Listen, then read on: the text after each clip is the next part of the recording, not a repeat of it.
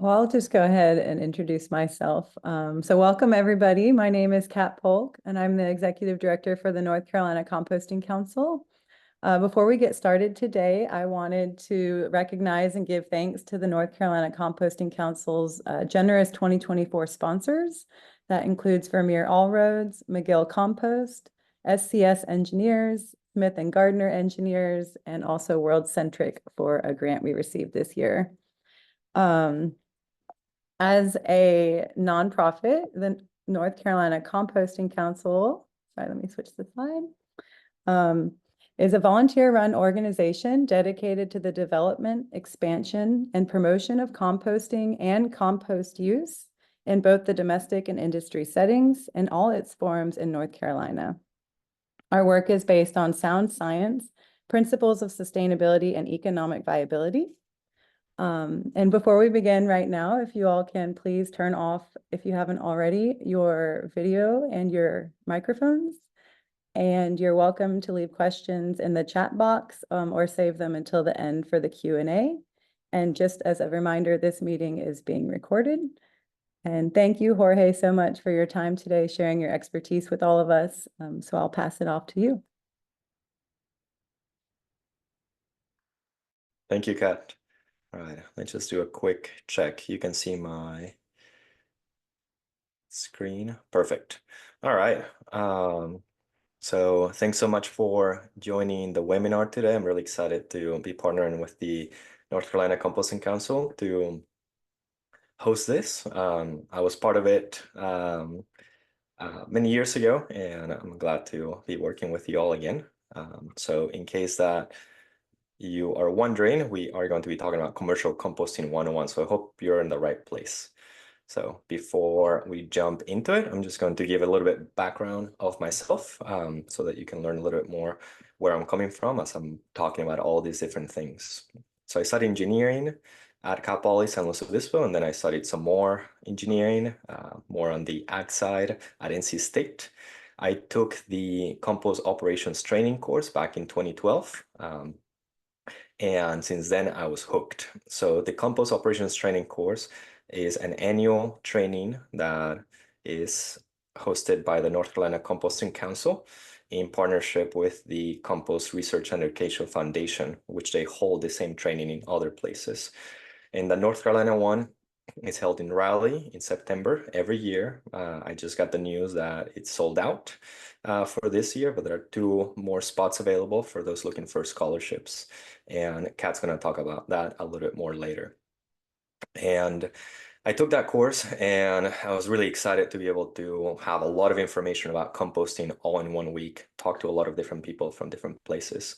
Some other experiences that I've had, I really got hooked on composting after working with Peace Corps in Panama and realizing the power that organic waste has to improve soils and be able to provide another type of livelihood to people that have some land in developing countries and even in the US as well. Later on, I worked for Smith Gardner doing landfill engineering work for a few years. I went to work for North Carolina DEQ, focusing 100% in composting. I went back to the West Coast to work for LA County sanitation districts, doing a lot of work in biosolids composting. And my last role was leading the engineering team with Atlas Organics, working our way from the East Coast all the way to the West Coast as we expanded facilities. I've been really involved in the U.S. Composting Council, which is something that I highly encourage everybody to do. I've been part of the North Carolina Composting Council, different committees with the U.S. Composting Council, or was active with the California chapter as well as with the Maryland and DC chapter as well. Later on, I have a list of resources and I have a link to the state chapters as well. I know about 30% of people that have registered are not in North Carolina, so I think that's going to come in handy. Recently, I was deployed to help out on a bird flu outbreak and help assist in the proper management of turkey carcasses with the USDA. And that's the picture on the bottom right, if you're wondering what that is. So now what I do is I do organics recycling and composting consulting. So I focus exclusively on that. I'm a licensed professional engineer and I focus on composting and organics recycling. I work with other engineers and other consulting firms to assist on the different aspects of all the different projects. That's the core of what I do. So today the learning objectives are these three. Describe commercial composting. So at the end of this presentation, I hope that you can do number one, as well as number two, identify and explain the three composting methods, and also know what type of agencies regulate composting activities. And I'm going to set up my timer here to make sure that I'm not going over. And here's how we're going to accomplish that. So we're going to talk about composting, obviously give you some basics, but quickly we're going to jump into commercial scale. Going to talk about feedstocks, composting stages, composting methods, some of the rules to keep in mind. I'm going to give you a lot of resources specific to North Carolina and also just general across the country, and some tips to get started. So composting and compost. I love this picture. I took it at the LA conference. The US Composting Council hosts a conference every single year in the winter.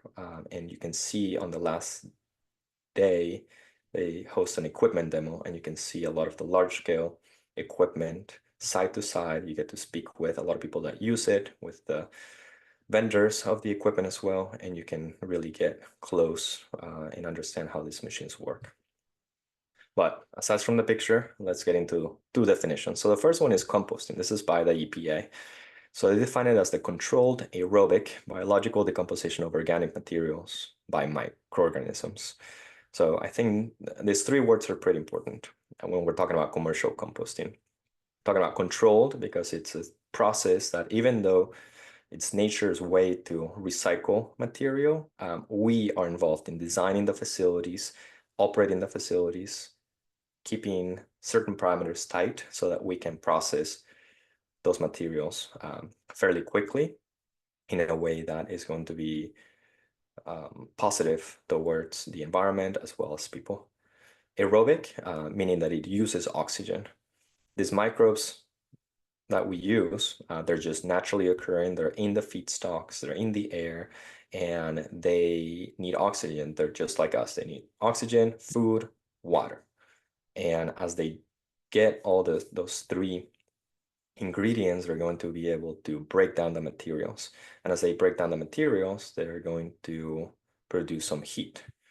Just like us, when we go, when we exercise, we begin to sweat, we get hot. So that's going to come in this next definition by the USCC. So the main three microorganisms that help us break down the materials are different types of bacteria, actinomycetes, and fungi. Keep in mind that this is a less than 1 hour of content, so I'm going to be providing a lot of information, and we're not going to be able to dive too deep into the different pieces, but I hope that through the resources, you're going to be able to get more information later. So the second definition is by the USCC. This one's long, but I think it's really important to read it. So compost is a product manufactured through the controlled aerobic biological decomposition of biodegradable materials. The product has undergone mesophilic and thermophilic temperatures, which really help to reduce the viability of pathogens that may be in the material, as well as wheat seeds, and stabilizes that carbon that is part of the feedstocks, such that at the very end is beneficial to plant growth. So mesophilic temperatures, the range is between 50 to 110 degrees Fahrenheit. And thermophilic is when we get to the next level, 110 to 170 degrees Fahrenheit. Our sweet spot that we're trying to shoot for is in the 130s, 140s. And I'm going to show a slide a little bit later that talks about that sweet spot. That's going to help us to meet some of the regulatory requirements. And for the wheat seeds, we're really trying to shoot for 145 degrees Fahrenheit for at least 3 days to be able to kill those wheat seeds. So I think those are three very important highlights here. Lastly, compost is typically used as a soil amendment, but may also contribute to plant nutrients. I think it's important to talk about this because compost shouldn't really be seen as a replacement for a fast fertilizer. It's more the nutrients that the soil needs so that it creates this long-term beneficial effect in the soil that later on is going to help the plants. So it's better to look at compost as a long-term benefit, providing long-term nutrients to the plants rather than replacing right away those fast-acting fertilizers. And finished compost is typically screened to reduce its particle size so that incorporating that into the soil is much easier. So I'll show you later a machine that helps to separate that fine material from the coarse material, and that fine material that we see is typically what we call compost that we see on the stores, and that many of you may have used it as well to garden or at your farms. So when we get into commercial composting, I don't know if there's a full-on definition of what exactly commercial composting is, but this is how I define it. So you're most likely going to be either accepting off-site feedstocks. Feedstocks mean materials that you're going to be processing, or you're going to be selling soil amendment product, a compost product. Most likely it's going to be a regulated activity. It doesn't mean that you're going to have permits. You may be exempt if you're small enough, but most likely it's going to be regulated in some way. You're going to have a process and contingency plans for the different things that you do, from when the materials arrive all the way to when you load them into the truck of a customer, or you hand out a bag to a customer. You're going to be following SOPs, standard operating procedures, and you're going to be keeping records of what you're doing, what materials are arriving, the weights, the volumes, any contamination. You're going to keep temperatures, maybe some other key process parameters that you want to keep in mind as you're making your products, and as well as the sales. Lastly, you'll need personal protective equipment for yourself, for your staff, to make sure that you're keeping everybody safe. And then the last one, I have some question marks here. There are commercial composting operations that are really small, that have small throughputs, as well as very, very large. I'm going to be highlighting today here a lot of the large commercial composting operations, but a lot of this equipment, they're also smaller versions, or things can be adapted so that you operate a smaller facility.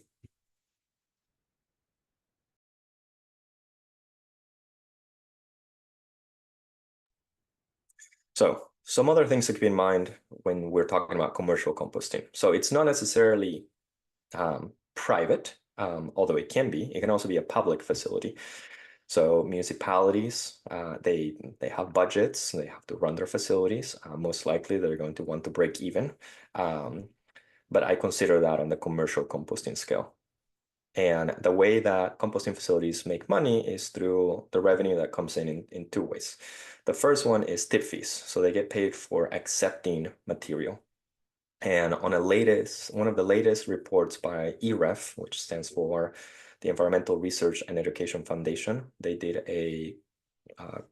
surveyed composters across the nation, alongside with the U.S. Composting Council, and they found out that out of all of the revenue that composting facilities get, 80% is coming from the tip fees. So upfront, composting facilities are getting paid the majority of what they make in a year through those tip fees. The rest is coming from the compost sales and some other activities. Maybe they sell compostable products or other services as well. Keep in mind that you not only have to, you can also sell soil products. So you can sell some mulch materials that you're just grinding wood that's clean. You're blending compost with some other soils to create special soil blends. Or you can also sell some other things like gravel or different things that landscapers or other compost users may want. You have some capital expenses. You'll need to spend time and or money on design, on permitting, constructing the facility, on the equipment. You really have to pay attention to your working surface, to your pad, because that's what allows you to compost well. And typically this can give a lot of headaches as well. If you don't have a well-designed and well-constructed pad, and you'll have some operating expenses. You'll have to pay staff, pay for fuel, repairs, utilities. So these are just some examples of things to keep in mind. So what are you going to compost? We call them feedstocks. Organic waste from plants and animals. That's that's the catch-all for the feedstocks that we're talking about composting here. In some places they do trash composting, which includes organic waste, but really in the United States, very few facilities are doing this. Typically, they are separating the organic waste from plastic or from other trash, even though many times that contamination still makes it into these feedstocks. So when I mention organic waste, I don't mean organically certified. Organic just means that that material has carbon in it. So we're talking about yard trimmings, grass, woody materials, food processing residuals from kitchens, from commercial entities that are producing some sort of shelf-stable food product. Talking about food scraps, pre-consumer food scraps from cafeterias, from schools. We're talking about post-consumer food scraps from homes, also from some restaurants. They may or may not have food service compostable packaging. That's also something else that you need to keep in mind and integrate into your operation if you would like. We also have agricultural residuals that may be making their way out of the field, and they get, they go bad in cold storage or in transportation. Those materials can also be composted. And then the last two are industrial byproduct from large canneries. You can imagine, maybe a cranberry, or jam manufacturer. They have a batch that goes bad. They can compost that material. Ice cream. And the last one is biosolids, which is another popular feedstock in composting facilities across the country. And biosolids are the residuals that are left from treating the wastewater from sewage treatment plants. So in the wastewater treatment process, you end up with clean water, and you end up with these solids residuals that many times they get composted so that they can be processed in a way that is similar to the other feedstocks to produce a product that you can use, pretty much anywhere. So what opportunities are there? We have here the latest numbers from the EPA, even though they're a little bit dated. They take a while to gather all the numbers and report them out. But this is what was landfilled by material on their latest report, and we can see that it's about half of what was landfill sent to a landfill is made up of organic waste. Paper and paperboard, that's probably not going to be composted, even though you can. And the rest of it, we have food waste, we have wood, we have yard trimmings, and food is a considerable chunk of material. It's about, it's not quite a quarter, but pretty much a quarter of the material that is being landfill. So I think these are some things that we need to keep in mind. How much of this can we capture out of the materials that are currently heading to the landfill in our communities? This is the wasted food scale that I think is important to highlight as well. Not all the food waste or excess food that is generated should be composted, even though that's what we're gonna focus on today. But the best thing that we can do is prevent it in the first place. Think clearly at the consumer level, at the retail level, business, etc. And then we can donate food that's still edible. We can upcycle some excess food into shelf-stable products. We can feed it to animals. We can leave it unharvested on the field, or we can do what we'll talk about today, which is compost it. And then you can see the other methods here that the EPA recommends. So the commercial composting stages. Here's in general how things flow. So starting with feedstock collection, we need to figure out what we're going to compost and who's going to bring it to us. Is it going to be us, or are we going to hire somebody else to bring it to us? And how is it going to arrive? Then we have to prepare it. If you want to compost food waste, most likely you'll need woody material so that you can balance out your composting recipe. You can have the right carbon to nitrogen content, the right bulk density, the right moisture, and I realize that I'm throwing a few terms here that we may not really go into depth. But again, like I mentioned in the beginning, this is an overview of this very large topic. And I hope that you can make use of the resources that I'm sharing to learn more about it later. So we'll prepare the feedstocks, and then we're ready to do some active composting. So we'll choose a method, and then we'll make sure that the temperatures elevate so that we can decrease those pathogens, kill those weed seeds, compost the material, and then have at the end a product that we can further cure, then screen, separate these fine particles from the larger particles. We can test them material, make sure that it's safe, that it's meeting all the limits that we're supposed to abide by, and then send it to the markets. From there, they'll grow new food, new materials, and hopefully they'll get composted and the cycle will continue. So what scales are we talking about when I'm talking about commercial composting? So typically, we're going to be talking about this in tons when they're arriving, because pounds, unless you're doing a very small scale, it's just going to have way too many zeros. So we translate it to tons, so that it's much easier to do all the reporting and speaking with one another. In some places, it's important to highlight too that there are very successful commercial composting operations that are dealing with pounds. So across the country, and in North Carolina as well, there's successful residential food waste collection programs, and they're collecting, 5 to 10, 15 pounds at a time from homes. They aggregate them into larger buckets, and then they send them to a large commercial composting facility. We also have these larger trucks, they can pick up anywhere from 1 to 2 tons, all the way to 15 tons, depending on what it is that you're doing. I like this chart, this graph over here. It also came from that EREF report that I mentioned. And it's showing us the different tip fee ranges for different feedstocks across the country. So this is not differentiating between private and public and private, or region, but it's just giving us an idea on, in general, across the country for different types of feedstocks. We're looking at around, call it between $40 and $50 per ton of material so that then we can compost it. On the outgoing side, the scales that we're talking about are typically in cubic yards. Unless you're bagging material, then we're talking about cubic feet, per bag, half a cubic foot, 1.5 cubic feet, but those are the bags. But in general, we're talking about bulk sales material. And starting on the bottom right, we can see here a pickup truck, that can probably hold about 1-2 cubic yards. This truck on the left here, maybe 10 cubic yards.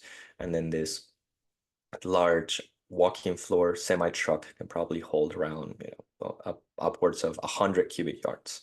Tonnage wise, this large semi truck can only really carry about 25 tons, and that's due to DOT regulations. Another way to think about this is, if you're not familiar with the term of 1 cubic yard, it's about 200 gallons, or if you can imagine those large garbage carts that are about 64 gallons, it's about 3 of them. That's a good way to visualize what 1 cubic yard means. So now let's get into composting methods.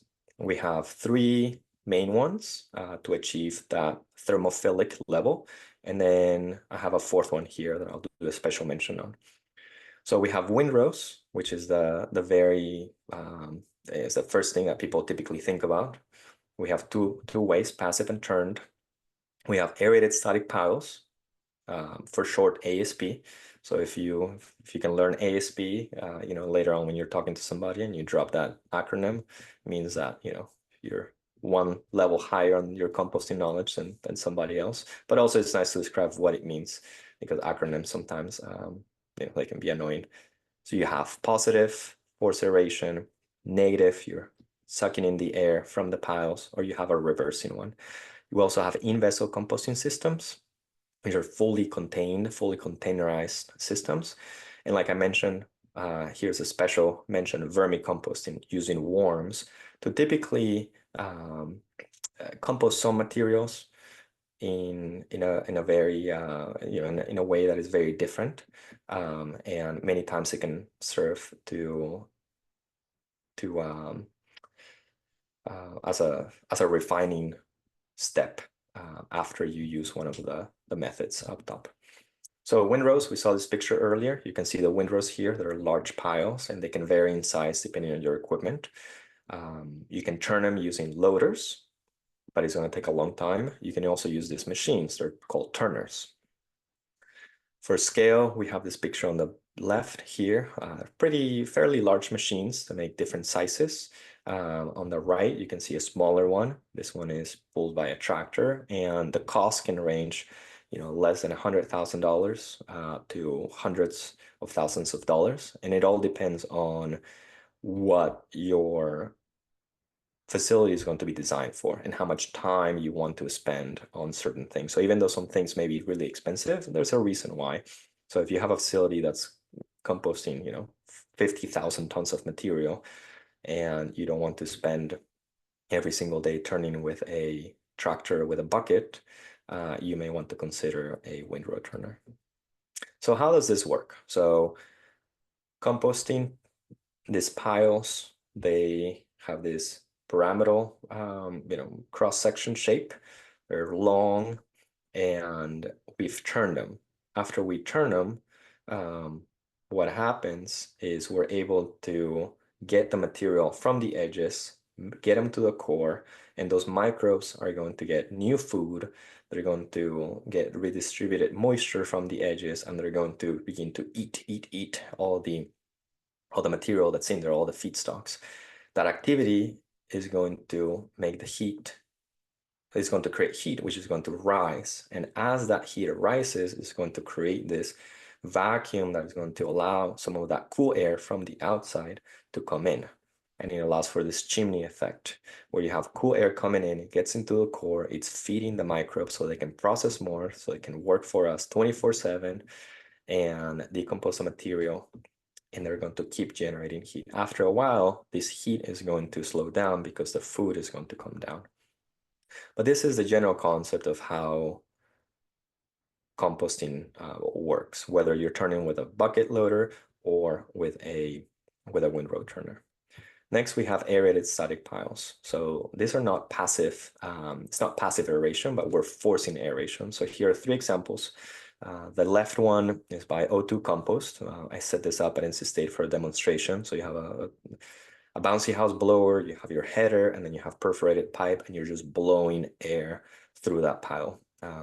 Obviously, the pipes are exposed here, and this is for demonstration purposes, but eventually you would build a pile on top of this, and you would aerate it.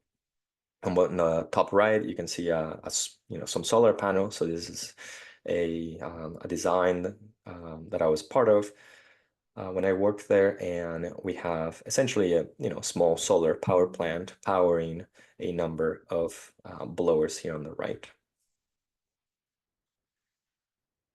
And sorry, lost my train of thought there.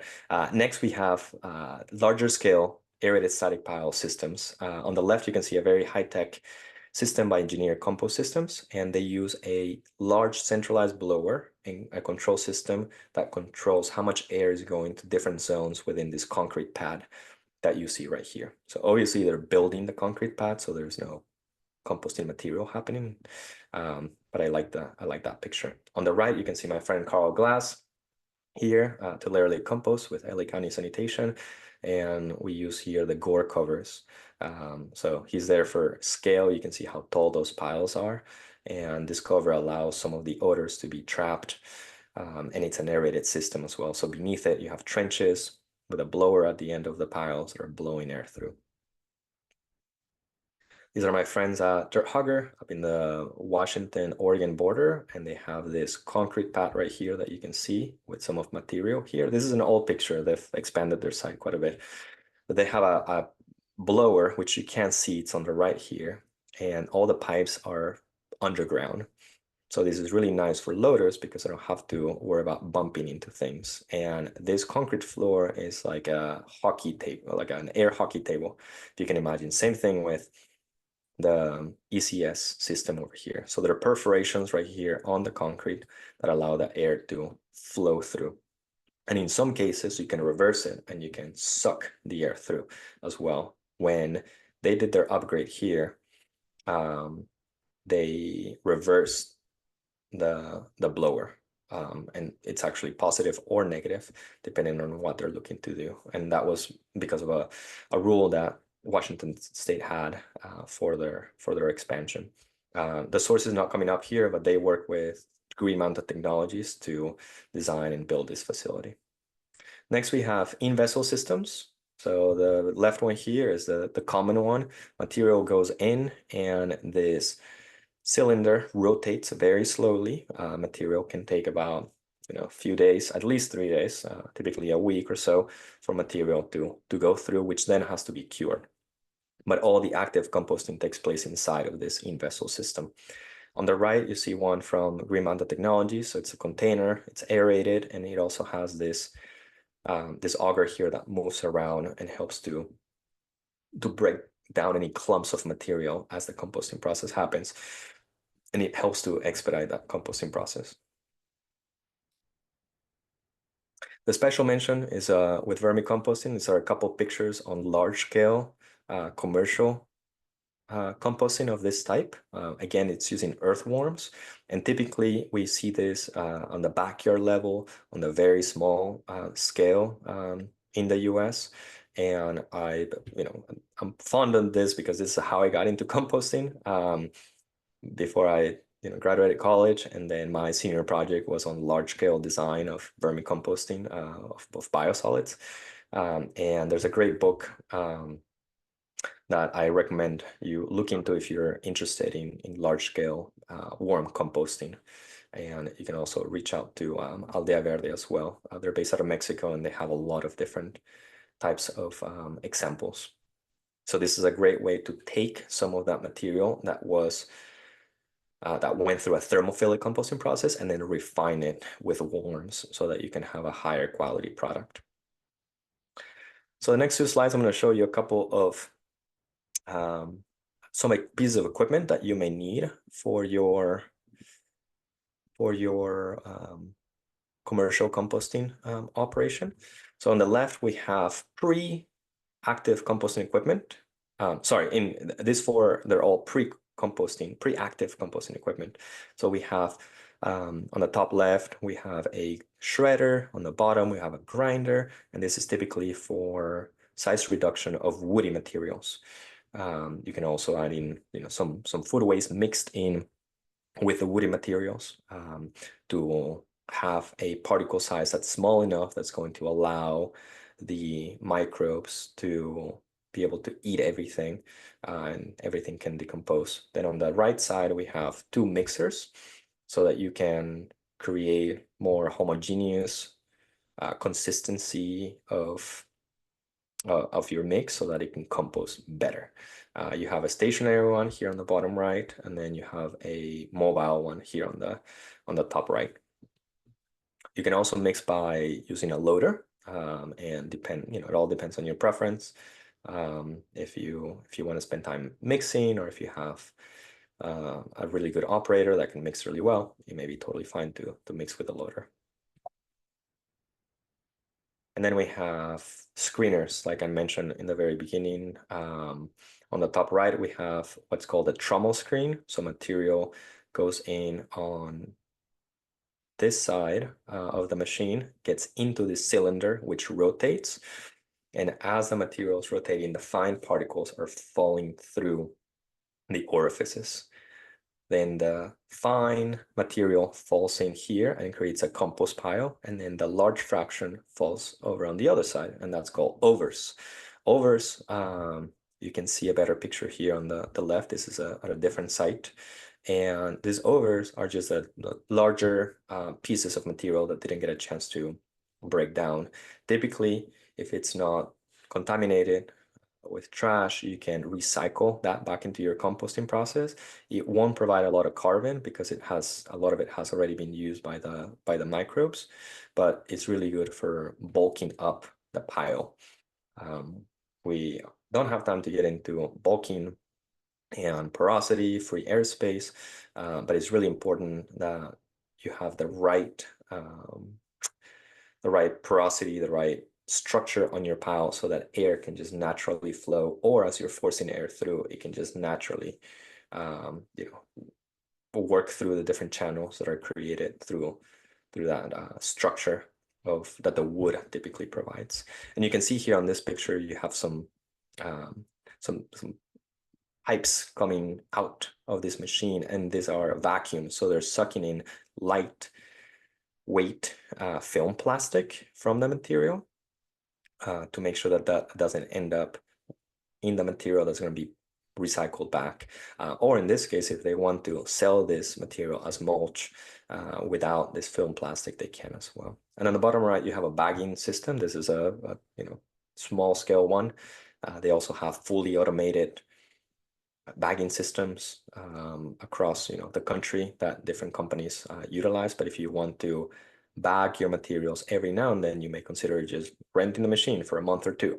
And then you can go to another site. Or if you are nearby another facility or in the same state, you guys can share the machine, and 3 different municipalities or 3 different small companies can buy the machine and they can just share it, so you guys can all bag your equipment. So getting into rules, then resources, and then some tips. So we're almost there. So in general, for environmental rules, we want to keep in mind the ones at the state level and the ones at the local level. At the state level, you're typically going to be looking into solid waste rules, water-related rules, groundwater, stormwater, air quality, and agriculture. Typically, the last one is because of labeling requirements that some states, may have. But the main ones are going to start in solid waste, because typically composting facilities are regulated within the same group that regulates landfills. In this case, for North Carolina, I have the link here. We're looking at the 1400 rules that were updated a few years ago. And they also included in their rules for vermicomposting and anaerobic digestion because it became more popular. Developers kept asking for it, companies kept asking for it, so it just made sense to create rules for them. If your state doesn't have any rules, I recommend that you look into the U.S. Composting Council Model Compost Rules template. There's a link. I also added another link later on where you can find if your state has rules. And these state level rules typically care more about the operations. So they're going to be asking you a lot of information about how you came up with your numbers, what are you going to do about temperatures, how are you going to meet certain rules, tell me about the design, how far away you are from streams, from homes. In some cases, they're going to have very strict requirements. And then at the local level, they typically care about the zoning. Is this use an allowed use in the zoning where you are? Do you need to be rezoned? Then they also have typically some setbacks. You got to be 50 feet away from the rear, the back. If you're next to an industrial zone, you may be exempt from getting a zoning approval because you're zoned agricultural, for example. So in case your municipality doesn't have a certain ordinance somehow that they can classify composting, which is probably most of the municipalities across the country, I recommend that you look into the USCC model zoning template and guidance. It's not a cookie cutter like ordinance, but it can help planners to really think through how to regulate some of these operations in their town. I was part of that committee with other people from the USCC across the country. Took a long time, but I think it's a good document. Not perfect, but at least it's a template that's out there that we can use. So the other one that typically is going to be in the state level rules are these 3 things. So typically you have to meet these three limits, and if you're not required to, you should still aim for them, which is good BMP. So the first one is PFRP. So this is during the composting process. So PFRP stands for process to further reduce pathogens. If you're doing windrows, you have to hit 131 degrees Fahrenheit for 15 days. And within those 15 days, you've got to churn 5 times.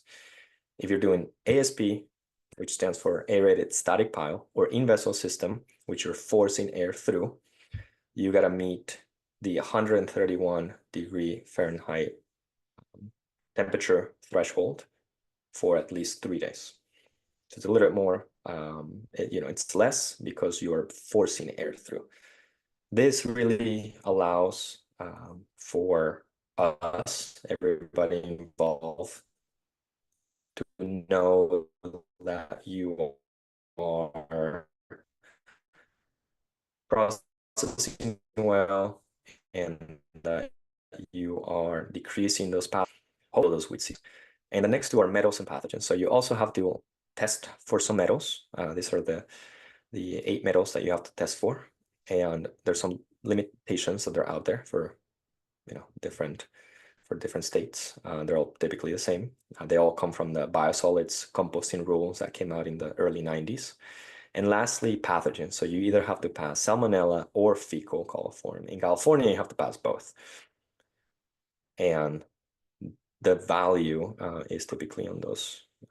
You're going to find them in those state rules. In North Carolina, it's really hard to find a lab that tests for salmonella. So typically, fecal coliform is done. STA Certified Compost is a program by the U.S. Composting Council that is a voluntary program. So if you make compost, you can be part of this program, and you have to meet these limits, and you also have to test for other micronutrients and some other tests, to do some other tests, and this really allows people to know what is in your compost. And it also allows you to compare your compost with my compost, with somebody else's compost, so that we can all, a consumer can compare numbers as apples to apples. Because in some places, if your lab, you have a lab, I have a lab, and somebody else has a lab, and we are all running different types of testing methods to measure for, for nitrogen, then the consumer is not, they can't really compare apples to apples. Even though it says nitrogen, if the test methods are different, then you can't really compare them unless the test methods are, comparable. So what STA does is they work with a network of labs to use the same testing methods so that people can compare compost as apples to apples. So the resources here for North Carolina, the North Carolina Composting Council has great links. They have a lot of maps that you can find. You can find the permitted composting facilities, where to buy compost in bulk, food waste reduction grant projects in the state, as well as a food donation and food distribution map, and also where to find STA specific compost. They have a YouTube channel and also a newsletter. And I think if you signed up for this, you're probably going to be added automatically to that newsletter. Maybe not. I don't know what the disclaimer was on signing up for this, but it would be great for you to be part of those email updates as well. The other 2 resources are from DQ DEECS, which is a non-regulatory program within the government, and I work for them. Christine Whitmire now works for them. She's doing a great job, and she's grown the team now, and there's a lot of support at the state level on the non-regulatory side, focusing exclusively on organics and composting. And then the third one is a link to DEQ's Division of Waste Management.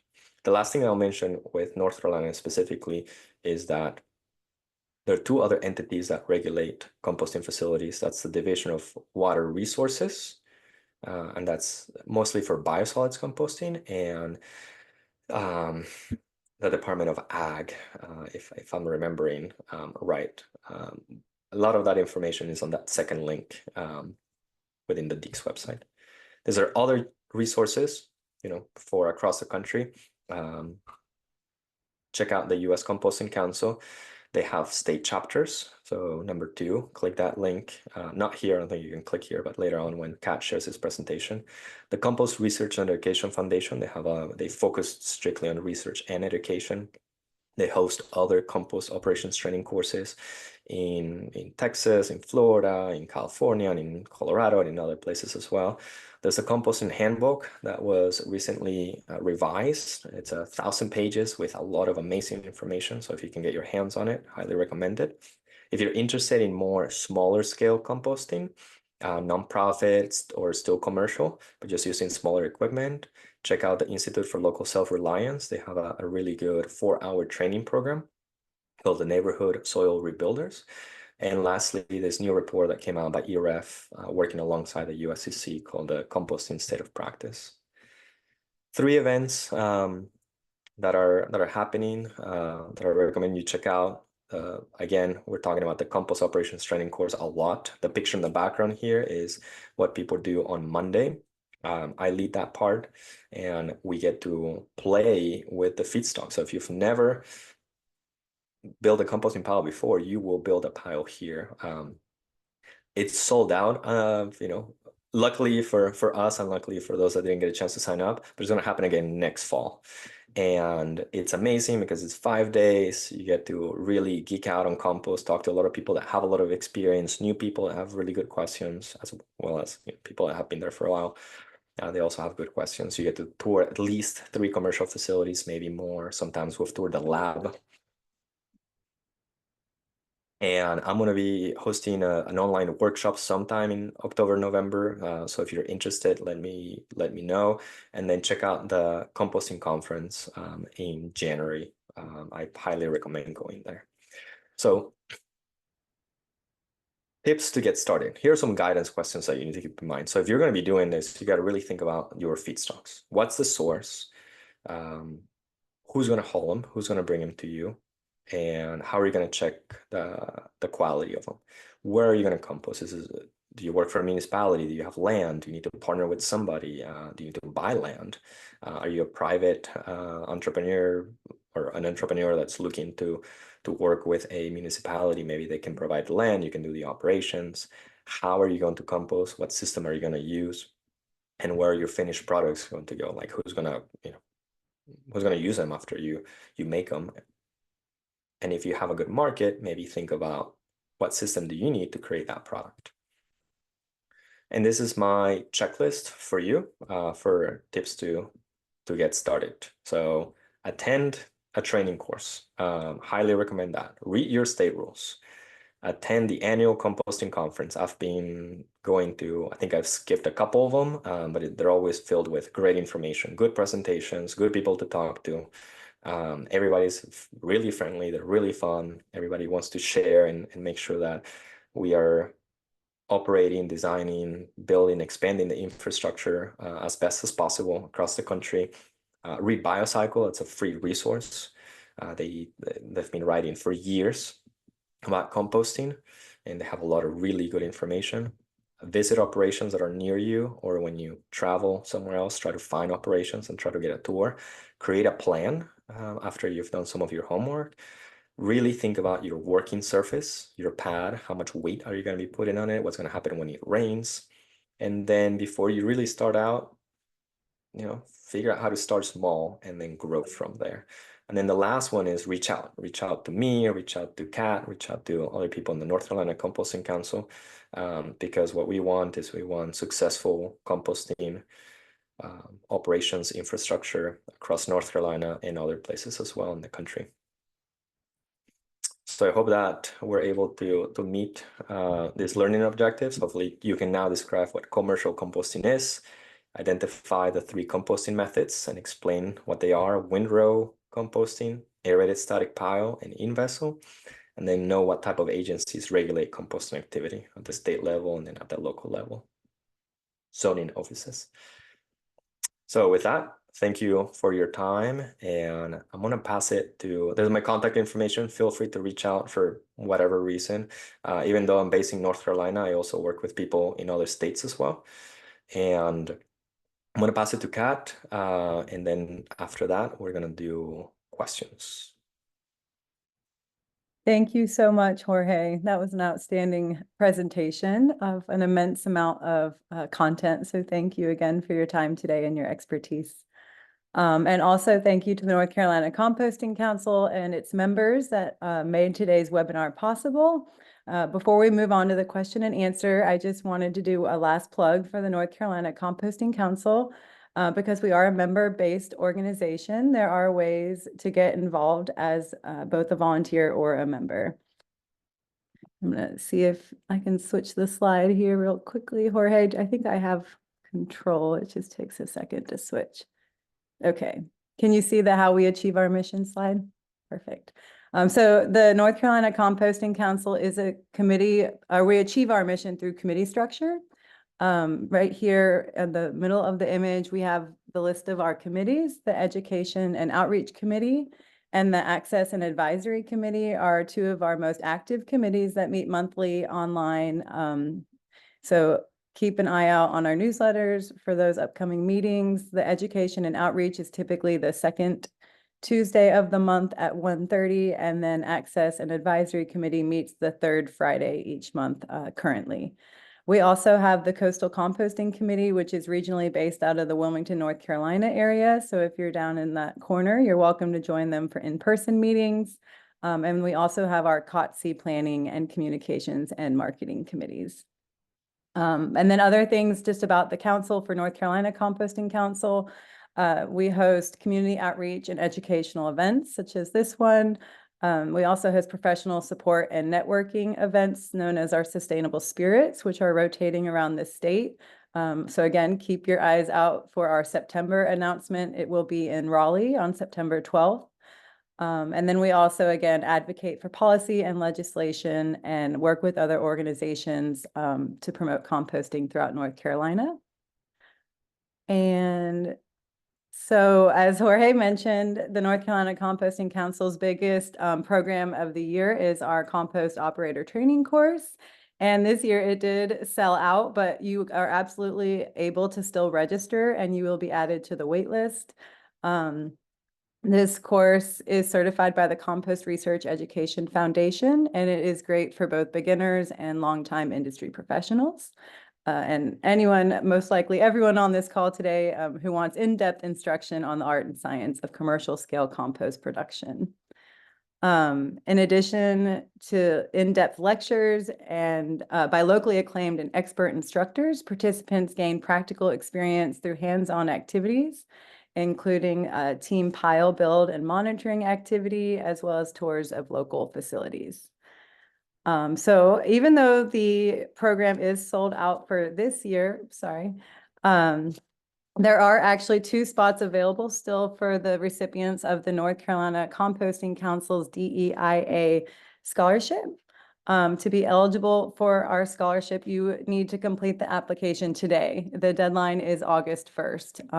So this is sort of a last chance effort to try to join the 2024 COTC program in North Carolina. There is one in the fall as well in Florida. And then again, we'll host this next year in the fall in North Carolina. This scholarship is intended for groups of people who belong, or excuse me, it's intended for those who may not otherwise be able to afford it, and for those who belong to groups who have historically experienced barriers to equal access. That includes specifically Indigenous people, people of color, those from rural communities, wage workers, and or other underserved communities such as women, LGBTQ+ and or minority-owned composting startups. So I will add a link to the chat for our scholarship applications. And then we also just hope that everyone on the call today is interested and hopefully inspired to join the U.S. Composting Council. The North Carolina Composting Council is a part of a growing network of organizations and members collaborating with the U.S. Composting Council. We're passionate about soil health solutions and creating policies that improve and increase composting in all of its forms. Sorry, there's a little bit of a lag when I switch slides. I just want to make sure I didn't go too far. So these are some of the benefits for USCC membership. You will automatically join the North Carolina Composting Council if you reside in North Carolina. And becoming a member will help us encourage and guide research, promote best composting practices, educate professionals and the public. It'll help us enhance product quality and markets. And then you also receive discounts to the annual conference that Jorge mentioned, and as well at webinars, and also access to just a lot of resources through Compost University online. So just really quickly, I know you already mentioned it, but the Compost Conference that USCC hosts annually is such an outstanding opportunity. This year it is the 27th to the 30th in Phoenix, Arizona.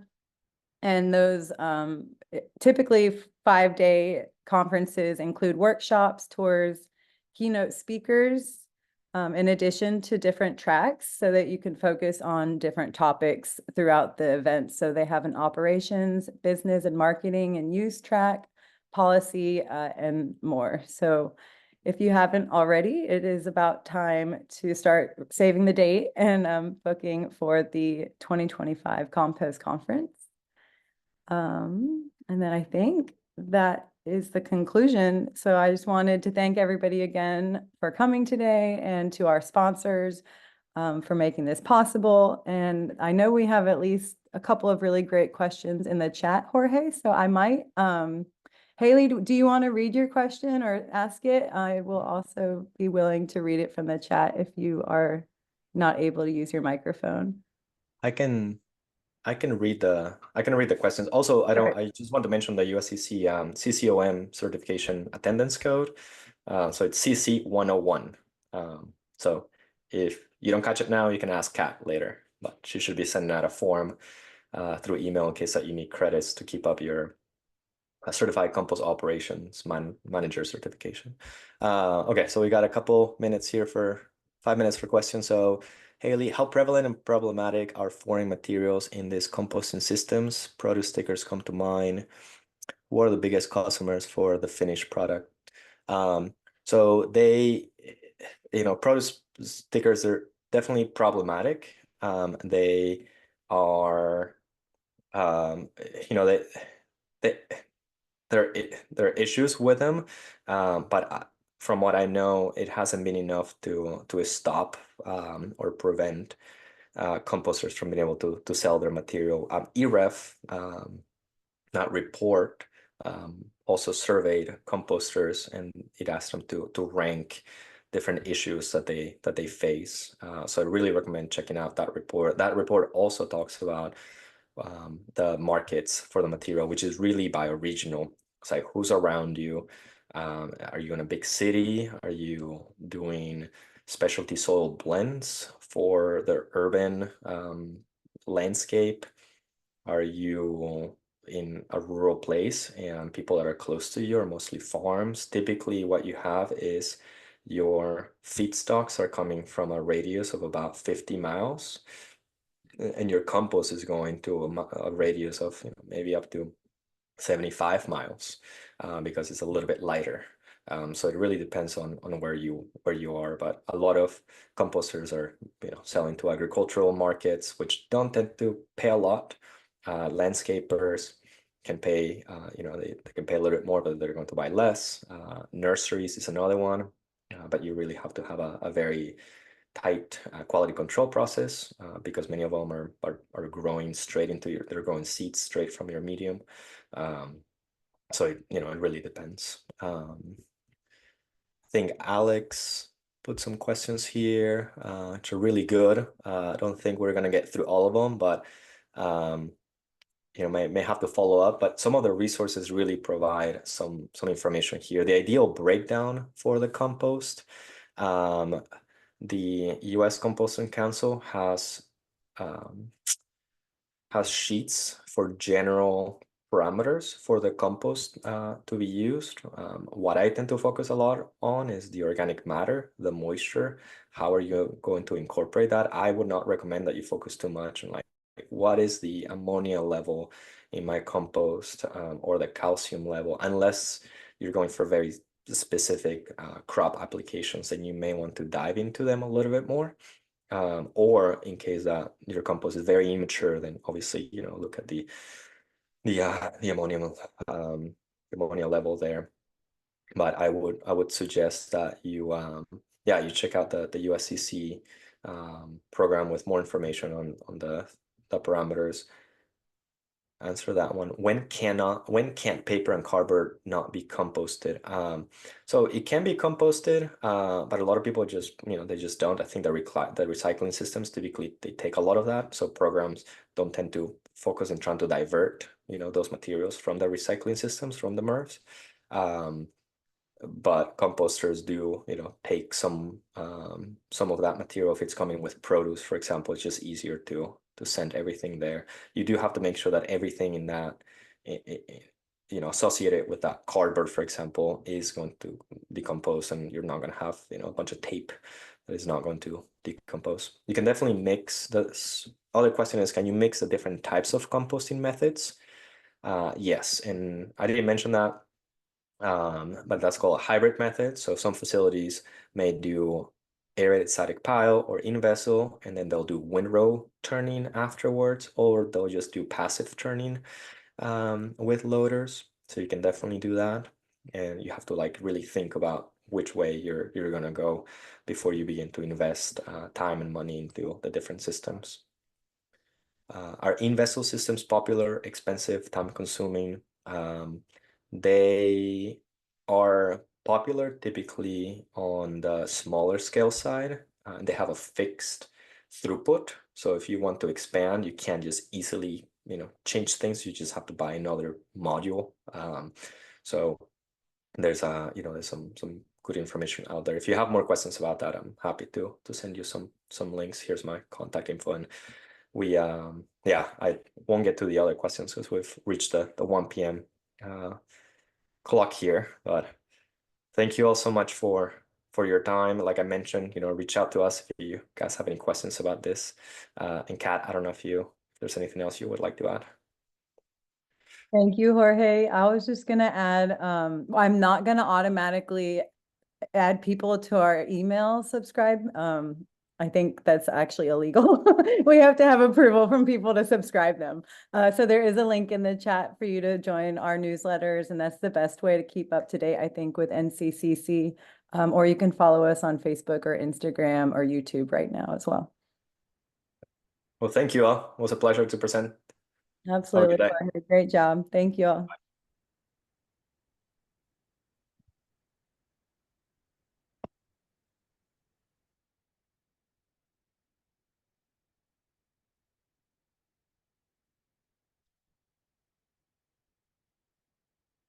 Jorge, I can't control as I think you have the host capacity. Oh, there it comes. Thanks, Jorge. Feel free to stay in touch, everyone. All right, thank you. I'm gonna close the meeting. Bye, Bye. all.